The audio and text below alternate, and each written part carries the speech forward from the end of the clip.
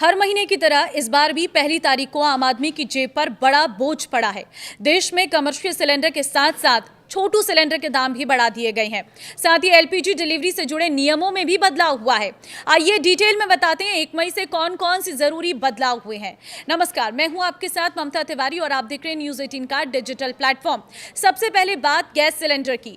देश में 1 मई से गैस सिलेंडर की नई कीमतें लागू हो गई हैं। मिडिल ईस्ट टेंशन के बीच देश की सरकारी कंपनियों ने सिलेंडर के दाम बढ़ा दिए हैं। 1 मई 2026 से कमर्शियल एलपीजी सिलेंडर की कीमतों में एक मुश्त करीब 993 रुपए की बड़ी बढ़त देखने को मिल रही है। अब दिल्ली, मुंबई सहित देश के तमाम शहरों में कमर्शियल एलपीजी की कीमतें 3000 रुपए के भी पार पहुंच गई है। हालांकि घरेलू गैस सिलेंडरों की कीमतों में कोई बढ़ोतरी नहीं की गई है। आज 1 मई से राजस्थान की राजधानी जयपुर में कमर्शियल सिलेंडर का रेट 2031 रुपये की बजाय 3099 रुपये हो गया है। सरकार ने 1 मई 2026 से कमर्शियल सिलेंडर के दाम में तो बढ़ोतरी की ही थी, साथ ही 5 किलोग्राम वाले फ्री ट्रेड एलपीजी एफटीएल सिलेंडरों की कीमतों को भी बढ़ा दिया है।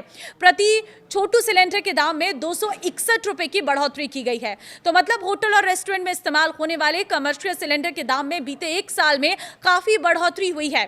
बीते अप्रैल महीने में भी कमर्शियल सिलेंडर के दाम बढ़े थे और इस महीने में इनके दाम और बढ़ गए हैं। इस साल कमर्शियल गैस सिलेंडर की कीमतों में बड़ी बढ़ोतरी देखने को मिली है। तो इस लिहाज से देखें तो अब गैस सिलेंडर की कीमतें बढ़ने से होटल और रेस्टोरेंट का खाना आपको महंगा पड़ने वाला है।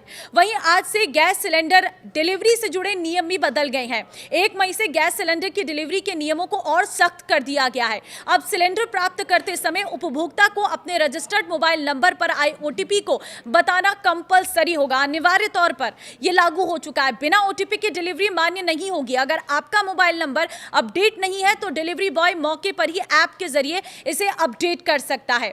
साथ ही इसके साथ ही एटीएम इस्तेमाल करने के नियम भी सख्त हो गए हैं। महीने में तय संख्या जैसे 5 बार तक ही फ्री ट्रांजैक्शन मिलेंगे। इसके बाद हर बार पैसे निकालने पर आपको 23 रुपए एक्स्ट्रा देने पड़ेंगे। अगर कम बैलेंस के कारण ट्रांजैक्शन फेल हो जाता है तो करीब 25 रुपए का चार्ज लगेगा।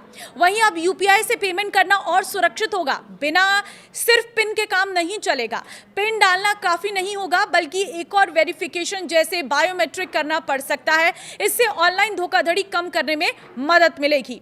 सरकार ने हवाई ईंधन एटीएफ के निर्यात पर 33 रुपए प्रति लीटर ड्यूटी तय की है। अच्छी बात यह है कि घरेलू फ्लाइट्स के लिए एटीएफ के दाम नहीं बढ़ाए गए हैं, जिससे हवाई किराए फिलहाल स्थिर रह सकते हैं।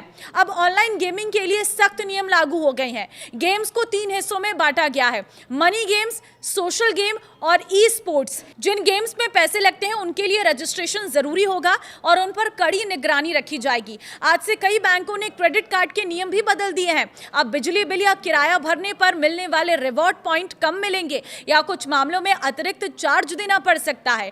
तो ये है वो बड़े बदलाव जो 1 मई से पूरे देश भर में लागू हो रही हैं। ये सभी बदलाव आपकी जेब पर सीधे असर डालेंगे। तो इस वीडियो को आप जितना हो सके शेयर कर दीजिए ताकि सभी लोगों को इन बड़े बदलावों के बारे में पता चल सके, क्योंकि ये फाइनेंशियल लिहाज से बहुत इंपॉर्टेंट है, क्योंकि इसमें यूपीआई के नियम भी है, पैसे से जुड़े नियम भी है और सबसे महत्वपूर्ण चीज ये है कि अब सिलेंडर की प्राइस भी हाई हो गई है और बिना ओटीपी के सिलेंडर आपको नहीं मिल पाएगा।